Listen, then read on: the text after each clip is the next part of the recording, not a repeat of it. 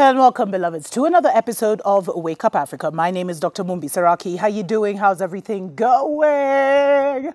I really do pray that you are well in all your ways and that you're moving into living life for truly on your own terms. We really want to thank every single person that has subscribed to the channel. We appreciate, love you so much. Special shout out to our Patreon family. Yeah. Thank you so much for supporting us on that platform, beloveds, and just for all the, words of encouragement, good vibes, prayer, and resonance. Overstanding. I feel so overstood, understood, and understood there, and among our YouTube family as well. There's so much happening, beloveds. There's so much that I talked about at the beginning of the year and last year that I'm starting to understand why I felt such an urgency to share certain messages and why so many truthers have been sharing the messages and why there's been this movement where, a lot of the chosen ones are being pushed into storing their own food, growing their own food. Beloveds, that's what I've been urging you. Grow your own food as much as possible and, store up the food. But with the article I'm about to share with you and just the information that's come out, and this came out a while back.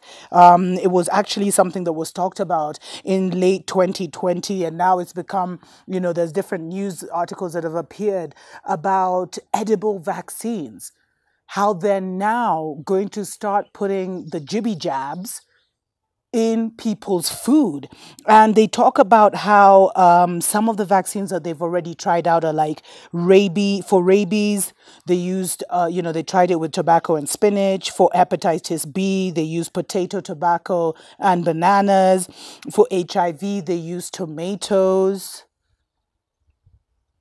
And for Vibrio cholerae, they used, whatever that is, cholera, they used potatoes. And basically, what they're saying is that these experimental edible vaccines, which offer protection against diarrhea. They were developed, some that were developed, against diarrhea were developed using potatoes, rice, and bananas as vaccinating agents. And so basically to prepare, so for example, with the banana vaccine, it's made through a process which begins with an altered form of the virus being injected into a banana plant, and then the genetic material of the virus then becomes a significant and permanent part of plant cells. Beloveds, we are in the days of Frankenstein. These are the Frankenstein days. And you can see that if you do not take your life in your own hands and start living in your own narrative, start living in your own homestead, and cut yourself, work on your addictions to Babylon, move away from Babylon. If you do not do this, beloveds, then you are really sentencing yourself to hell on earth. Because there are a lot of things. I mean, if this is already appearing in mainstream media, which is basically their propaganda machine, then best believe that it's been beta tested and it's probably already operational somewhere out there. And this really makes me question when we look at potatoes, tomatoes, bananas have been used as these agents. They're like the injection, you eat it and you. It starts to make me wonder about this whole agricultural revolution that's been taking place across Africa. And if you look at my Patreon, there's an article I shared from Tanzania where, farmers that were storing or exchanging indigenous seeds were being threatened with jail. All of a sudden. So the agenda of food, remember, beloveds, I did, and I'll make a playlist on everything I've done about eating. Because to survive this and not be affected by all the poisons that could be in your food, you really have to start vibrating higher. At the most, I mean, if you have absolutely no choice, and I know a lot of people I'm speaking to really have no choice right now, so I don't want you to panic, I don't want you to be in fear, but you'd better start making that thing of eating a very deep spiritual ritual where you remove any energy of harm and you replace it with energy of, transformation, building, love, etc., etc. We better learn to talk to our food, to talk to our water.